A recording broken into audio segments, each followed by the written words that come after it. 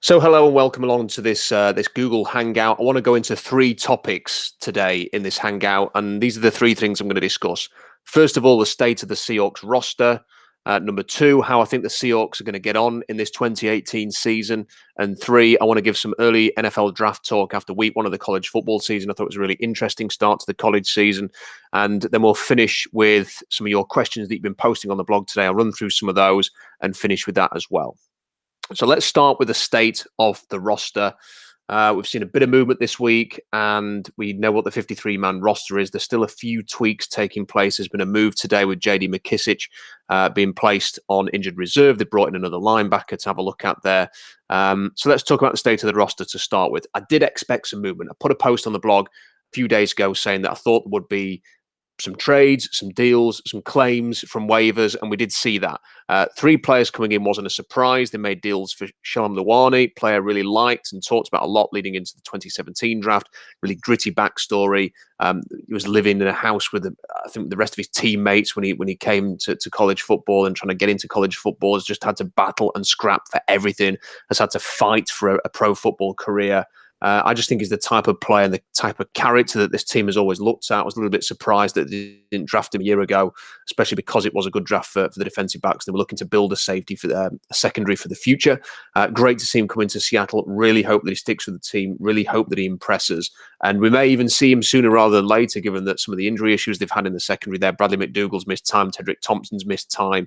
So may even see him on the field. He's got that big nickel potential as well. So might see him even at some point in the first game against Denver, may see him on special teams. So I'm glad that Luani's in. Good first move there for a seventh rounder. Darrell Daniels came in for a trade. Marcus Johnson going the other way. We'll come on to Darrell Daniels in a bit. And Brett Hundley has come in as well via Green Bay, via the trade for the 6th round pick there. I know that created a bit of a talking point last week. May well come back onto Brett Hundley in a minute. They've also brought in Jordan Simmons and Simeon Thomas. I actually thought that they would make more moves than this. This roster lacks depth, and it feels to me like there's going to be some churn. They need to find pieces for the future, and I'm not sure, unfortunately, in this training camp and in this preseason, that they've been provided with many answers. For example, who is the corner that they're going to invest their time and energy in, who's going to be a long-term starter across from Shaquille Griffin?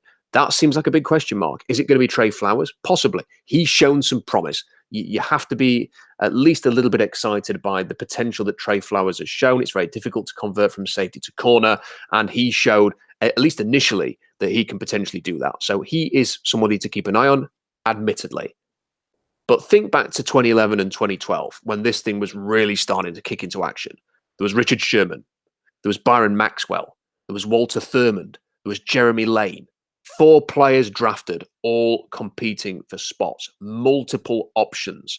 Not to mention that Brandon Browner came in 2011, became an immediate starter, and we all know what impact he had on the Legion of Boom and creating that kind of attitude on the defense. And Marcus Trufant was still on the team in 2011 as well. So you've got all those young guys in 2011, 2012, and the veterans, at least Browner in the case of 2012.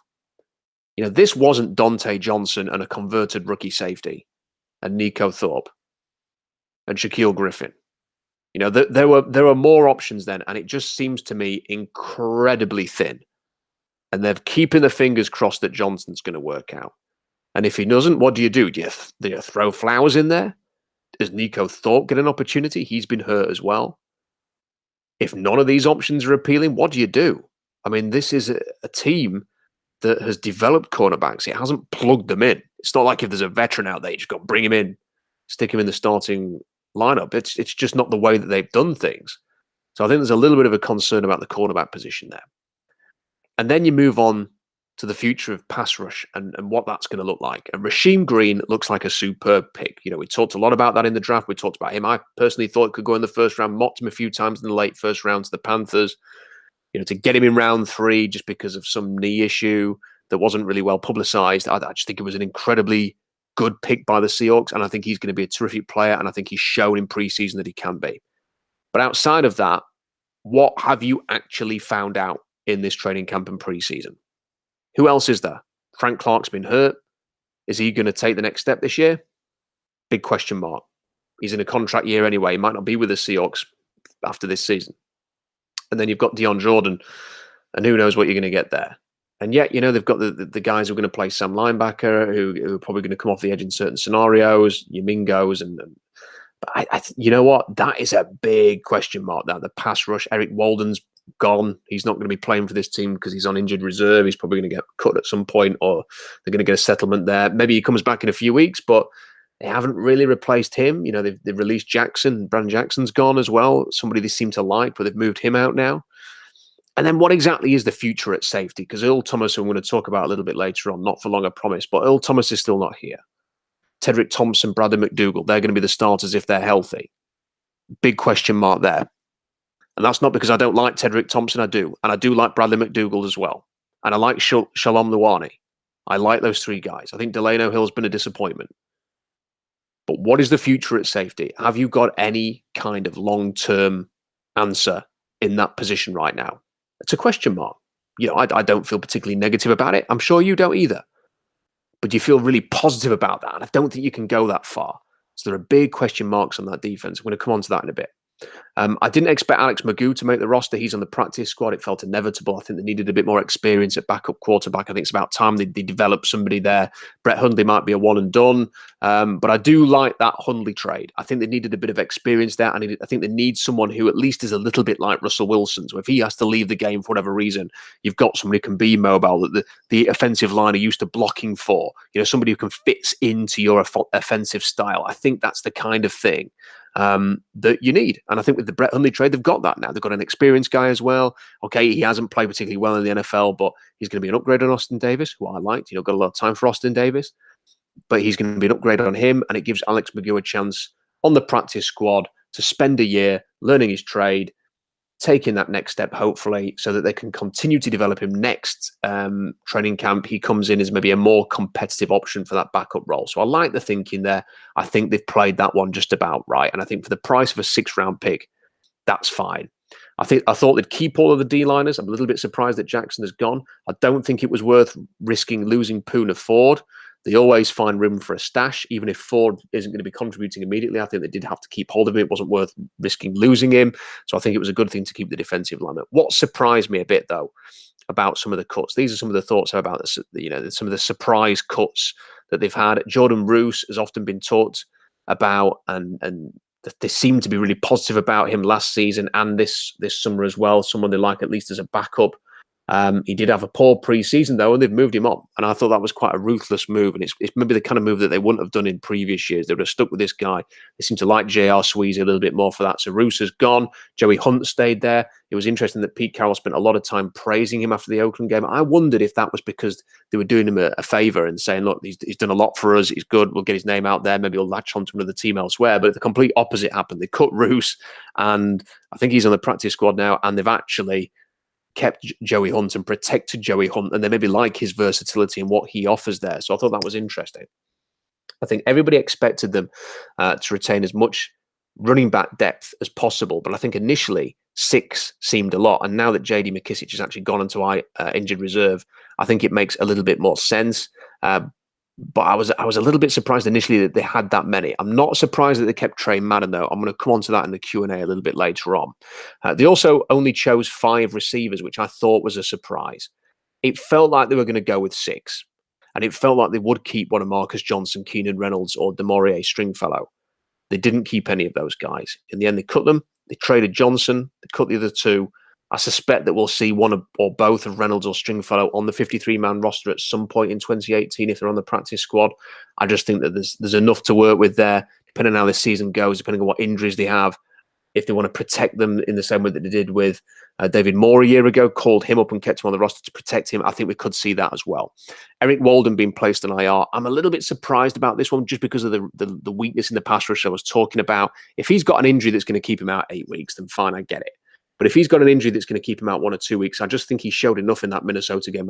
I thought they might keep him around and just sort of wait for him and give him a bit of time to come back. He has had some good sack production in recent years, and I thought he was a necessary player. There aren't many options out there in the pass rush that can come in and legitimately maybe get you a few sacks in a game. So I was a little bit surprised that he went out there, especially because initially they seemed to be keeping McKissic for that same reason, protecting him, keeping him on the roster, all of that, and then just to put Walden on IR, and then that's going to be the end of him. They're going to have to release him at some point in the next few days with a settlement. I was a little bit surprised by that one. So I think overall, you're looking at a roster that seriously lacks depth on defense. It arguably lacks talent in key areas as well. But on offense, I think things look extremely positive, and special teams clearly look like some major boost, if only for the presence of a phenomenal punter that everybody's talking about, not just in Seattle as well. So what are the positives and the negatives overall on the roster? I think the positives are the running game and the offensive line looks like they've taken a big step forward. This was the priority during the offseason. The blocking scheme seems more flexible and suited to the personnel they've got, like the power style that they've got now, and they're willing to be more flexible with their schemes. And I think this is going to benefit everything about the offense. The depth at running back is also excellent. I like the fact that they kept Mike Davis and obviously spent the first round pick on Rashad Penny. We talked a lot about that before the draft. Chris Carson's looking fantastic as well. I have no issue with them keeping CJ Prosise. More depth, the better for me. If you want to be a running team, be a running team as far as I'm concerned. And everything is set up for a bounce back season on offense in 2018. I think that Russell Wilson obviously going to be the focal point of everything again. But last year, it was just Russell Wilson. Now, can they protect him? Can they run the ball? Can they support him? That should set them up for a really good year on offense. Wilson has just been a top-tier quarterback for several years and has never quite got the respect that he deserves. But if anything, he looks even sharper than ever in preseason. Last year, he was a one-man show on the offense. If he does get that protection and the running game, he could have a career-best season. He's the MVP of this team now. It's not the LOB. It's not Richard Sherman. It's not Earl Thomas. It's not Marshawn Lynch. It's not Cam. It's Russell Wilson. So they'll go as far as Wilson can take them this year, but it's good to see that he's probably going to be a little bit more supported. And speaking of that support, the receivers kept making plays through preseason. I like that. I like the fact that they made plays. They didn't just run good routes. They didn't just have a couple of good grabs. They didn't convert a few third downs. They made big plays. And this actually feels like Russell Wilson's best collection of weapons in Seattle. There isn't a name like Jimmy Graham on the roster, but the targets in 2018 seem to suit Wilson and his style. So you know what you're going to get from Doug Baldwin and Tyler Lockett. Jerome Brown looks incredibly smooth and fast. David Moore just kept making plays all the way through preseason and just looks like a huge find and a huge talent. And Brandon Marshall is that veteran with the size. You know he's got talent. You know he can be physical. You know he's going to be a factor in the red zone.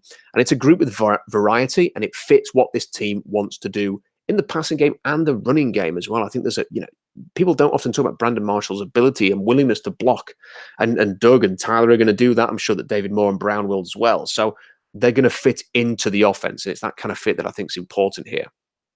And the final positive is obviously the special teams. It has been an issue for 2 years, whether it's kick coverage, returns, or the kicking game. Michael Dixon's going to give the Seahawks a weapon similar to Johnny Hecker in LA.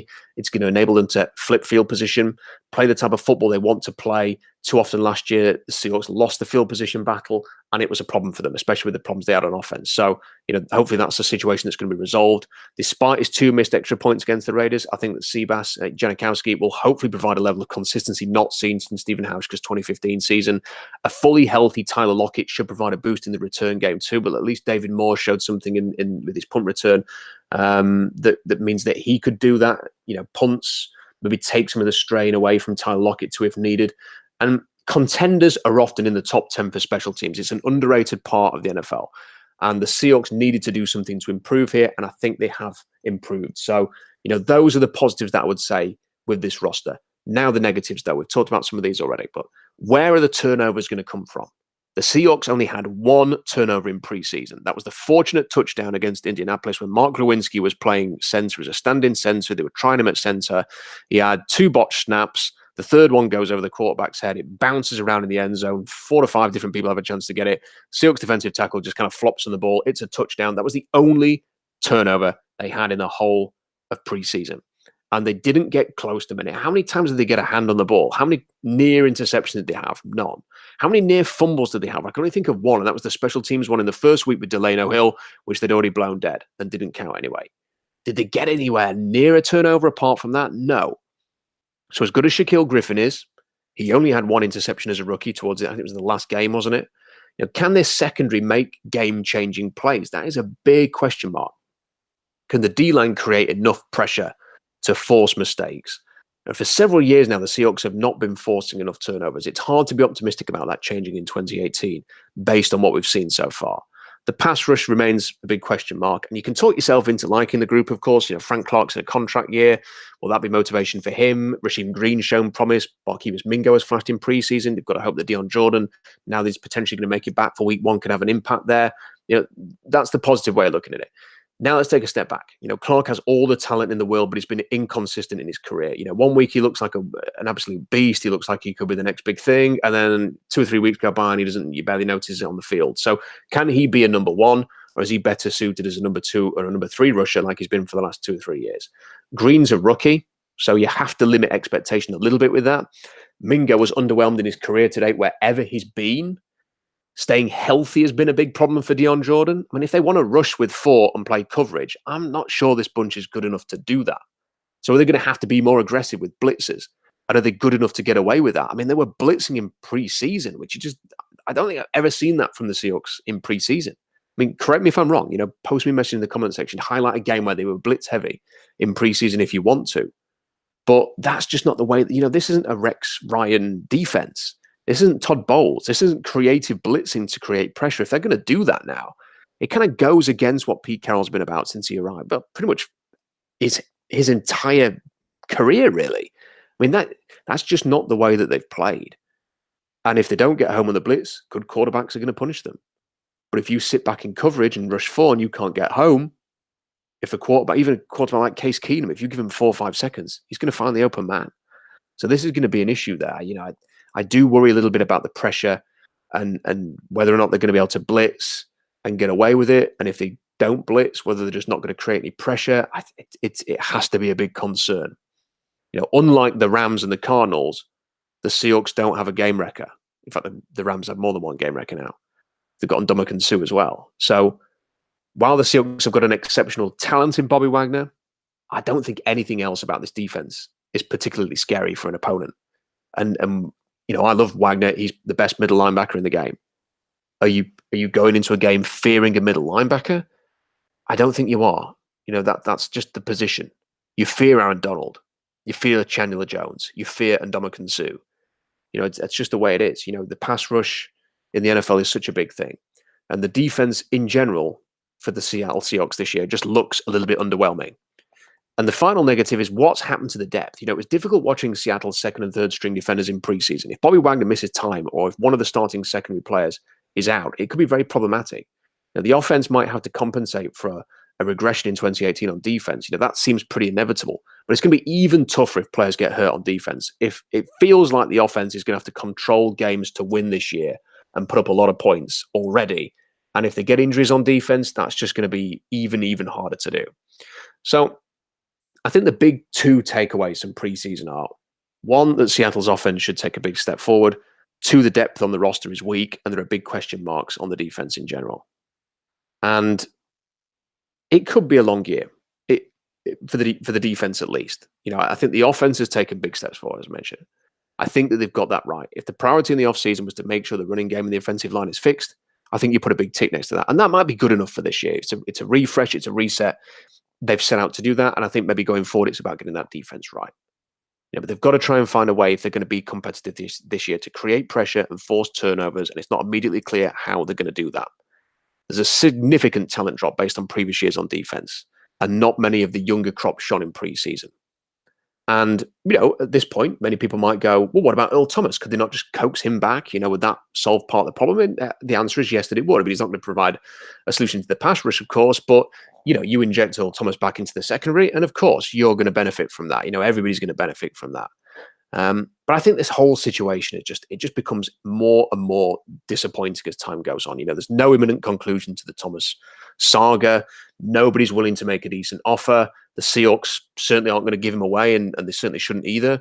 And Thomas isn't going to report until he has to, which is a few weeks away. So it's a stalemate that suits nobody. And if the Seahawks are sort of planning ahead and thinking, this next offseason is going to be about building the defense back up, they're going to need some picks. They don't have a second rounder next year. Now, how are they going to retool without significant draft stock? Dealing Thomas on the cheap is going to set a bad precedent.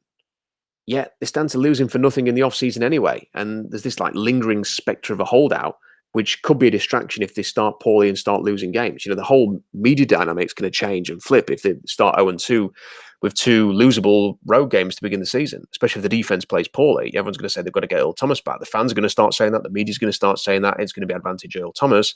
If the Seahawks win both of those games or go 1-1, then the situation is going to drag on and Earl Thomas is going to be kicking his heels to about week 8. I mean, it's just a very frustrating situation.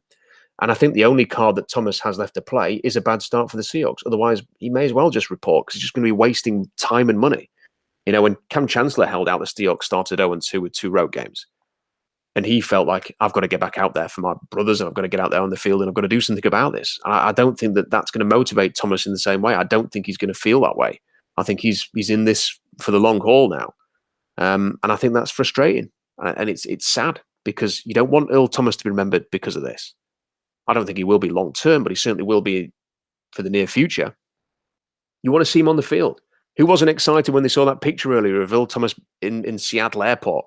You're thinking maybe it's just a glimmer of hope that he might just come back and just go, look, do you know what? I know I'm not going to get traded. I know I'm not going to get a new deal, so I'm going to get out on the field. That was, I can't have been the only one hoping that. But it's not. It's just he's going back for his kid to start school, which is a shame. It's a really, really sad situation, but it's a stalemate that's not going to end anytime soon. So, I don't think there's any point really focusing too much energy on it, and we haven't during preseason, and it's not going to change anytime soon. So, looking ahead, this is going to be a season with low expectations. I think that's pretty clear, and that's fine as long as you're prepared to muddle through a year of Pete Russell Wilson. He turns 30 in November. So when you put it that way, how prepared are you to muddle through a year of Pete Russell Wilson? I mean, does that bother you? Because it kind of bothers me a little bit, even though I accept a year of transition is required. I just wonder how they plan to take the next step in the next offseason, because I don't personally think they're going to be picking high enough to get Nick Bosa, who we'll talk about in a little while. I don't think they're going to be high enough to pick Clelin Ferrell at Clemson, who I think is really good, or Raekwon Davis, who I think is also really good at Alabama. They will have some money to spend in the offseason, but on who? Because if you're not paying Khalil Mack, you're paying DeMarcus Lawrence or Ziggy Ansah, who aren't as good, almost as much money. I don't think you want to get into that kind of battle in free agency. And they don't have the draft stock to really load upon young talent. They currently only have got a first rounder, a third rounder, a fourth rounder, and a fifth rounder next year. No second, sixth, and seventh. No extra picks. No comp picks coming their way. That's pretty much it. That they'll move around like they always do probably and get some more picks, but a 1, a 3, a 4, and a 5. That's it. That's all they have in the 2019 draft so far. So I'm a bit puzzled how they intend to support this newly exciting offense that they've built this year. How are they going to take the next steps on defense? And I think when I think like that, it's very easy to feel a little bit negative about the future and the ability to turn this reset into a contention again. But then that's the beauty of this team, I guess. They find answers sometimes that you don't expect. They make unpredictable moves all the time. And they don't have dull off seasons. So whatever happens this year, I sincerely hope they're going to be more competitive than maybe a lot of us feel. By the off season, you just know that they're going to do something that's pretty interesting. They always do. So how will the Seahawks get on in 2018? A lot of people giving their predictions at the moment. They probably are a serious injury or two from being humbled. That's not just Russell Wilson. It could be Bobby Wagner. It could be even KJ Wright. It could be one of the corner. If Shaquille Griffin goes out, what the heck are they going to do at corner? The depth just isn't there. If Dwayne Brown goes out, George Fant, I guess, could step in, but you really don't want to see that happen. If they avoid key injuries, it could be, though, a better season than many of the pundits are suggesting. Personally, I think that 7, 8, or 9 wins is a realistic, modest prediction.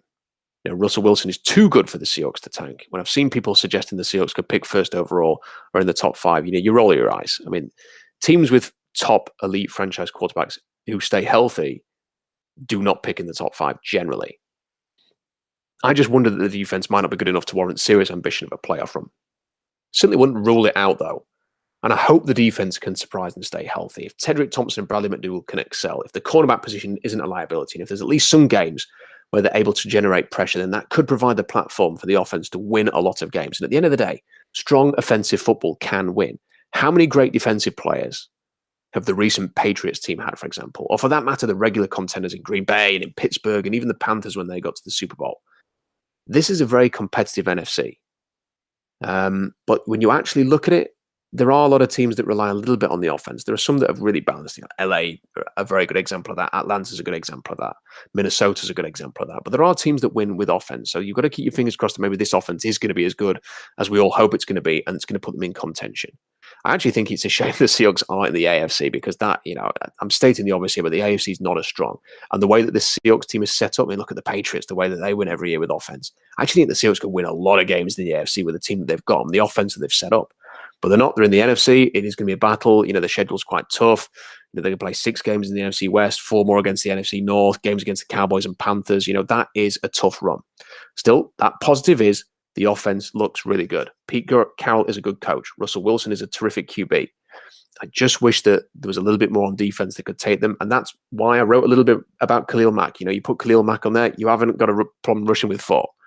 You can play a little bit more coverage. It helps everybody else out in the team. But that was a hope and maybe a feeling that it was possible, just because of one brilliant tweet from Pete Carroll reflecting his passion for 90s British R&B, and Return of the Mac is a fantastic song. But people got their hopes up. It hasn't happened. We move on. This is what they've got.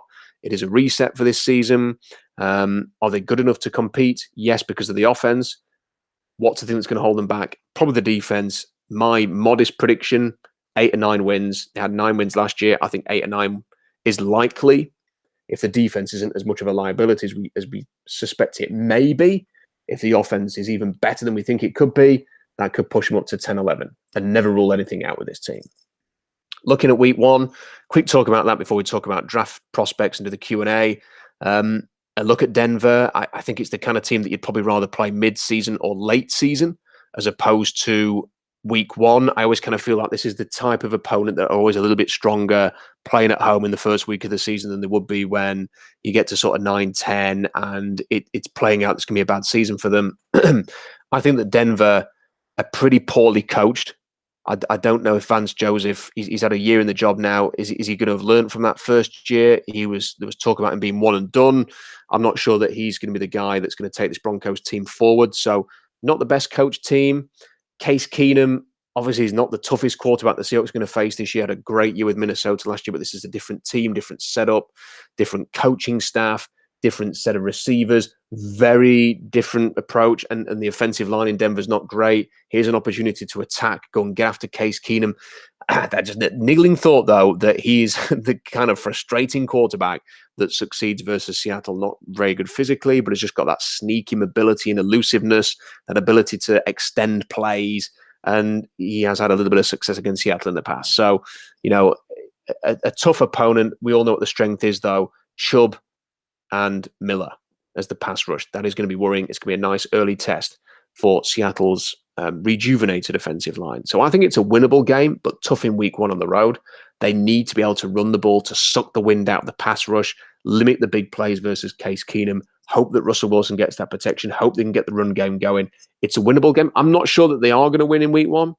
The Seahawks have not been good in home openers and away openers under Pete Carroll. I think they're 1-4 on the road in openers, and it was only 2013 in Carolina when they actually won a road game in their opening game under Pete Carroll. I'm not sure that's going to change. I think they would beat the Broncos if this was in Seattle pretty convincingly. I think the fact it's in Denver may mean that the Broncos get the win here, but fingers crossed the Seahawks are going to pull it off.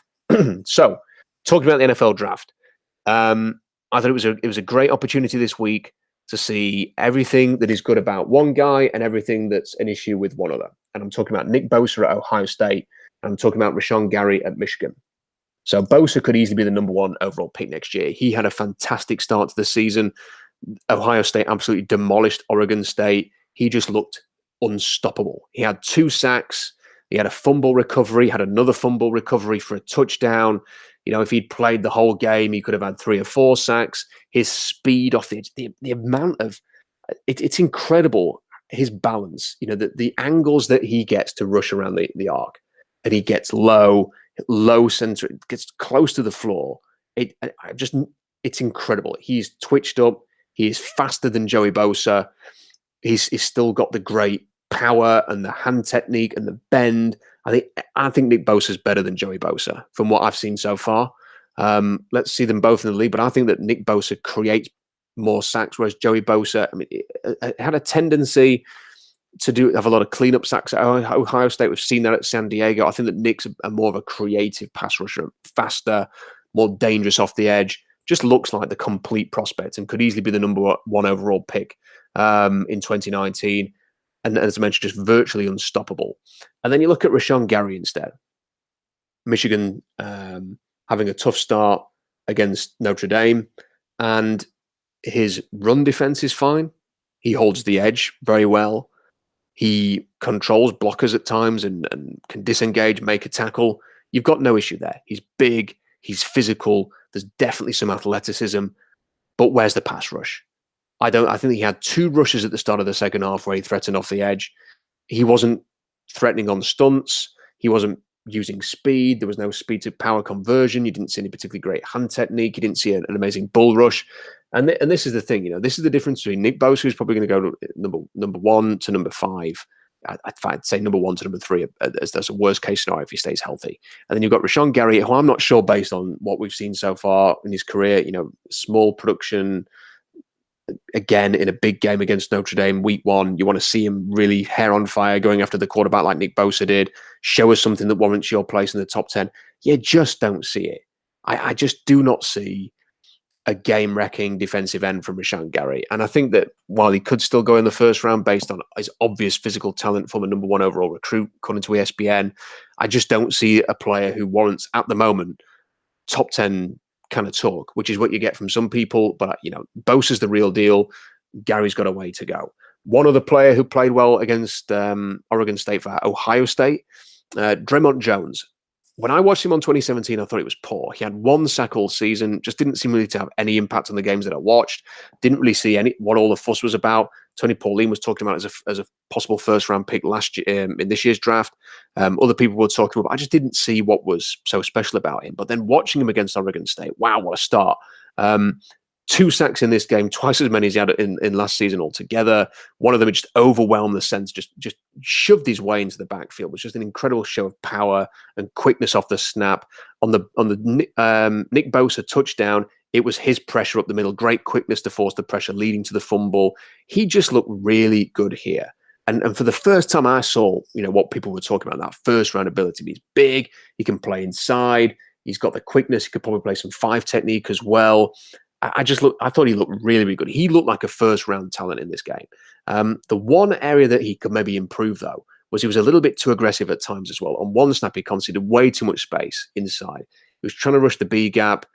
He allowed this enormous running lane for Artavis Pierce, who just had a fantastic game, by the way. He's a running back to watch for the rest of the season. And he just gave up this huge running lane. The running back just ran straight through it. It was his issue. It was his poor gap discipline. And that's something that is important to the Seahawks. If you're going to play inside for the Seahawks, you've got to have good gap discipline. It's no good just being a great pass rusher if you can't do that side of it as well. That's what they want from their 5 techniques. It's what they want from the defensive tackles. So in terms of the Seahawks, it's something I'm going to keep an eye on for the rest of the season. I've seen that he can rush. I want to see that continue in future weeks. I want to see 6 to 8 sacks this year, at least from Draymond Jones. I want to see TFLs, but I also want to see some gap discipline moving forward as well. The other 2 players I want to talk about are players that I put really high near the top of my list of players that I think could go very early in the first round next year.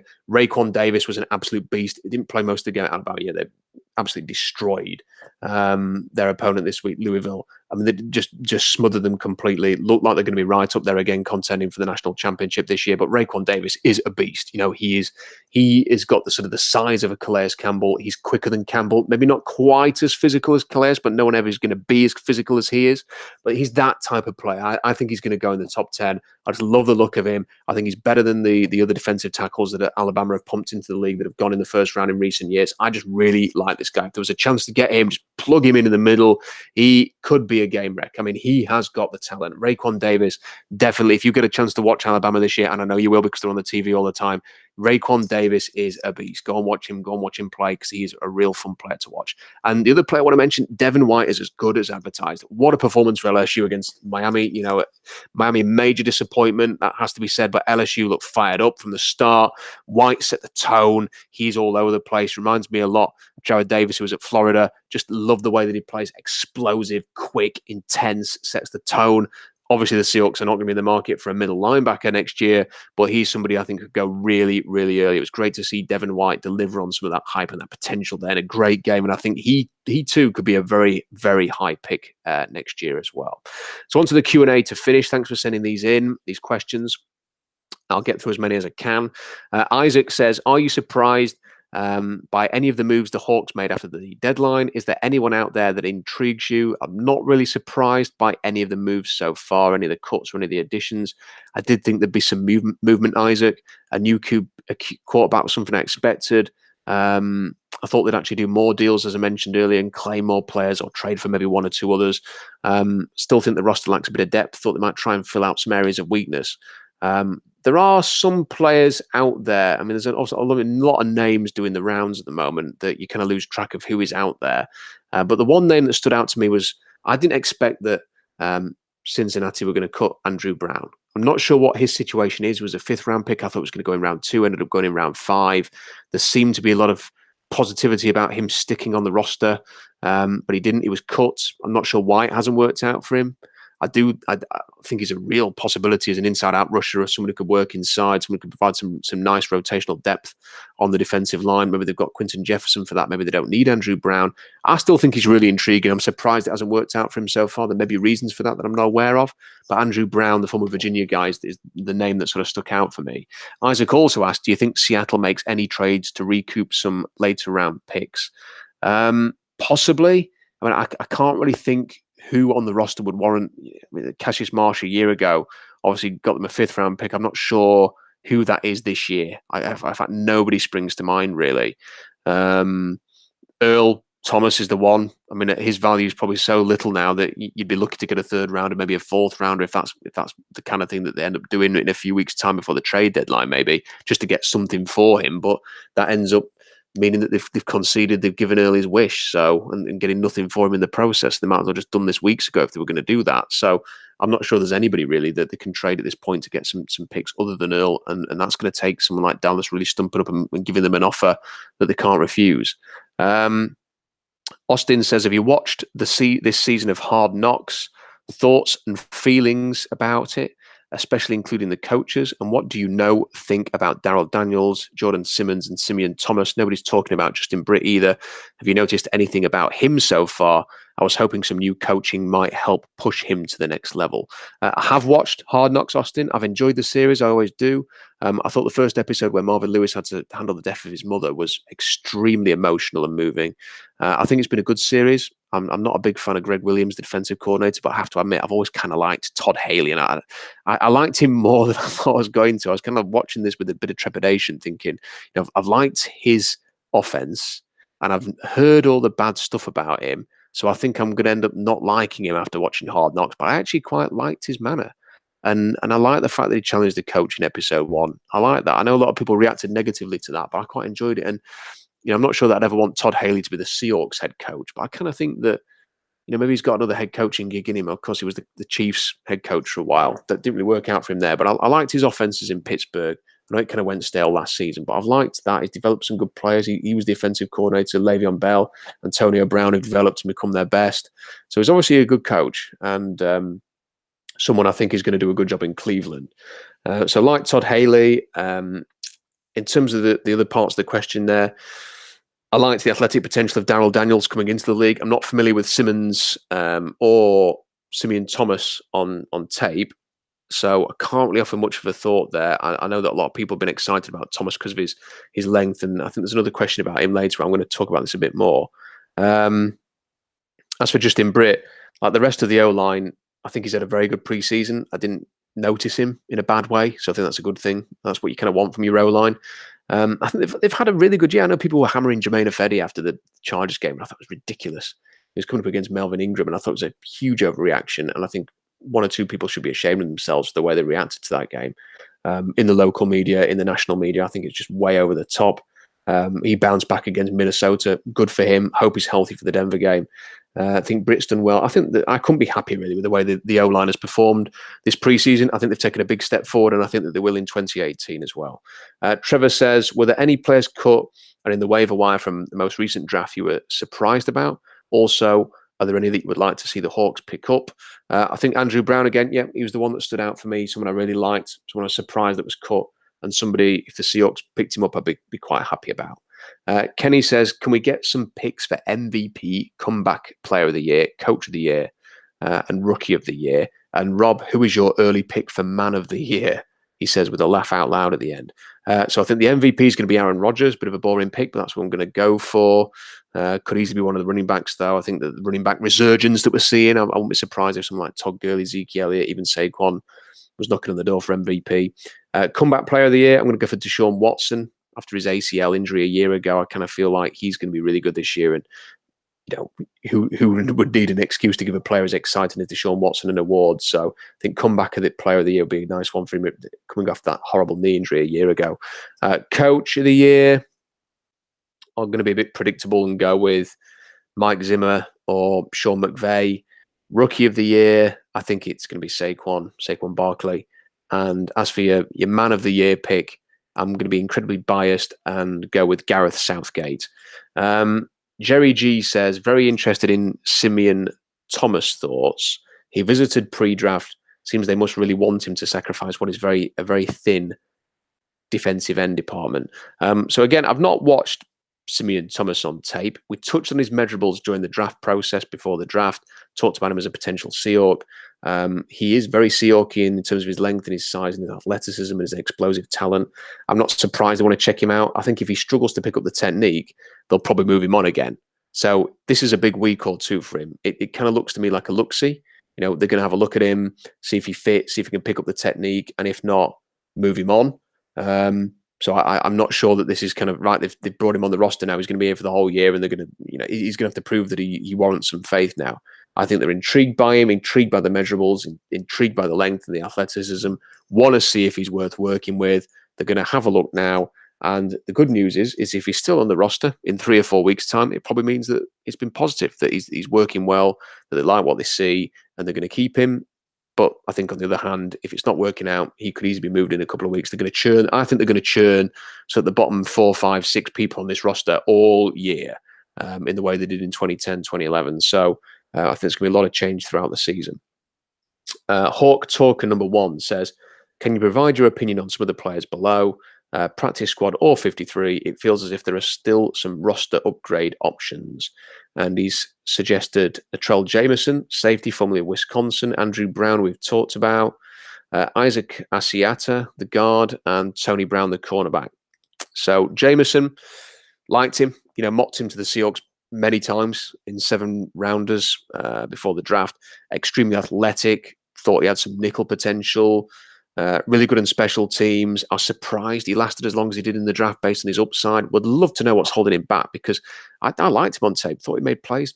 Really liked what I saw there. Maybe just not cut out for the next level, because I thought he might go earlier than he did and have a shot to make it. And obviously he's been cut this week. Andrew Brown, we've talked about, really like his potential. Big, agile, quick, inside-out rusher type, can play inside. Surprised he was cut. Isaac Asiata, he was a real badass at Utah. Was tough, was great next to Garrett Bowles. They were a great partnership on the left-hand side for Utah. It was a beast. Not sure the Seahawks are going to add another guard, though, after adding Jordan Simmons. They'll at least give him a chance to work out before they make any moves there. So I can't see anything imminent there. They do like J.R. Sweezy, and I'm kind of glad they're keeping him around. Familiarity, and I think he's going to be a good fit for this offense if he gets a chance. And Tony Brown, I thought they might show some interest here, but there were question marks going into the draft, and now he's been cut. So he might be someone they work out, but there might be some question marks that are lingering a bit too much there. And they might have some info on him that has meant that they're not interested, but we'll see. We'll see if they check him out. Ashish says, are you happy with Trey Madden's roster spot? He could have been waived and they kept any other player. Madden was not going anywhere. What are your thoughts? I think it's a fair point, Ashish. If they'd have cut Trey Madden, he wasn't going to land on somebody else's roster. I'm pretty sure about that. But I am kind of pleased because it seems to me that they want to feature the fullback. And I do like that. I want to see this offense running the ball again. And again, in multiple ways. And that's going to mean, shotgun. It's going to mean split out. It's going to mean for the fullback. Madden is a good special teamer as well. So I think he's got the potential. I think he's worth trying to develop. There aren't many fullbacks out there these days. I think if you want one, you're going to have to you're going to have to keep one for a bit of time, and you're going to have to develop them, and that's what the Seahawks are going to have to do here. So I'm quite comfortable with Trey Madden being on the roster. Anything that helps the running game this year, I'm basically going to give it a thumbs up. SD Coog says, Darrell Daniels, nothing more than short-term depth and simply a case of at least getting something for a receiver you were going to cut, or do you see enough there to think that he might be a longer-term piece? Well, I noticed earlier, Hawk Blogger he posted some PFF grades for pass protection in preseason. And I noticed that Pro Football Focus had given Darrell Daniels a really good pass blocking grade for his preseason work. And that was Ed Dixon's forte. When he was signed, a lot of people were talking about the fact that he is a better pass blocker than run blocker as a tight end. So I think they picked up on that. I think they picked up that Daniels has had a good season in pass pro. I suspect they wanted to fill that void, take a look at Daniels while Dixon recovers and he's not going to be healthy and not going to be playing and competing for the team. And I think they brought somebody in who maybe has a similar skill set. I like the move. Hopefully Daniels shows well enough to warrant a longer look. The tight ends in this league, sometimes you find a gem, you find someone who's athletic who can do a few things for you. So I'm keen to see how he fits into this thing, whether he gets involved quickly, whether they work him in over time, whether it's just going to be the number 3, whether he's going to be out there. But there is some upside, and I think Daniels can make it. I've got some hopes there, so we'll be interested to see how he gets on.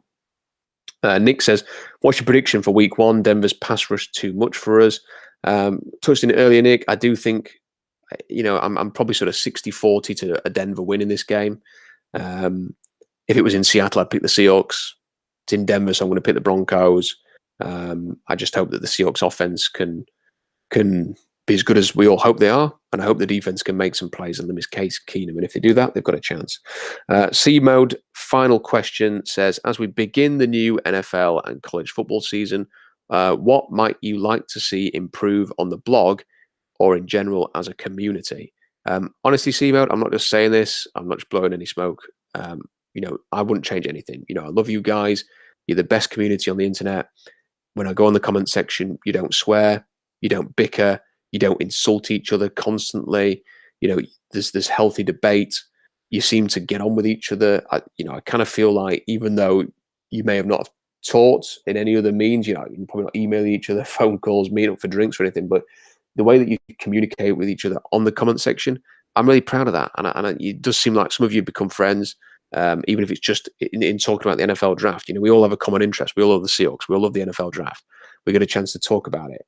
We've done the blog for 10 years. A lot of us have grown up, and in that time. And some of you have been there probably since the start of the blog. So, I think it's great. And somehow our community is the opposite of every other forum or format of social media, which is just rich in abuse and culture destroying angst and echo chambers. And I don't think we've got that.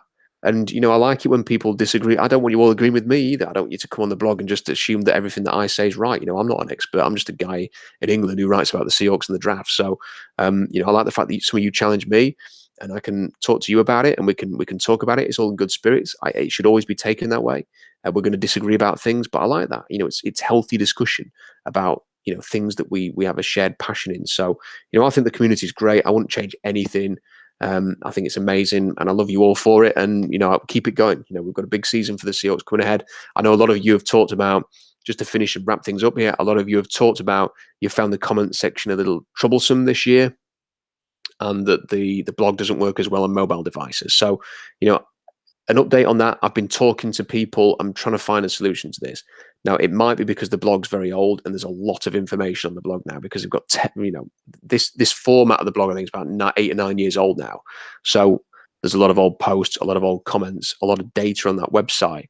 And maybe we need to upgrade it to a different website, take some of the more important pieces with us and archive them and start afresh. That might be a solution. It might be that we move away from WordPress. It might be that we stick with WordPress, but just go to a new design of blog.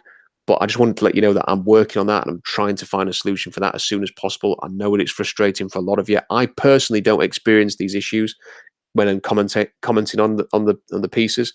I'm not having this issue. I don't know why some of you are. I've looked into it and I can't find any reason for it. I've spoken to people who know about WordPress and nothing springs to mind other than the fact there's a lot of data on the blog. But I am trying to find a solution for that as soon as possible. plead with you to just bear with us for now, and I'll try and find a solution as soon as possible. Just to let you know, I am working on that. And also let me know what you think about the Google Hangouts. It's something we did during the draft season. I'd often just pop on, talk about a topic, talk about a prospect, talk about what I think the Seahawks are going to do.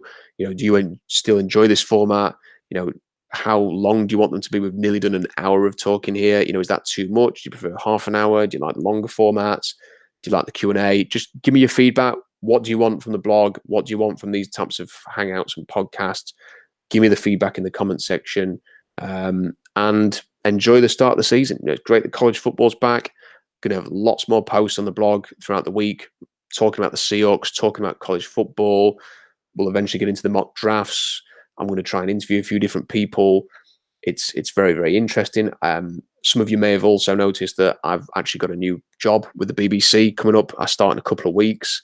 Some of you have asked on Twitter, is this going to affect the blog at all? And no, it's not. The blog's going to continue as it always has done. This is not going to impact that. I'm just taking a different job with the BBC, which starts in a couple of weeks. So no need to, the blog's not going to stop. There's not going to be any less posts. It's just going to carry on as normal. So thanks for listening to this Google Hangout. Fingers crossed the Seahawks are going to get a win in week 1 against Denver. I'll speak to you soon.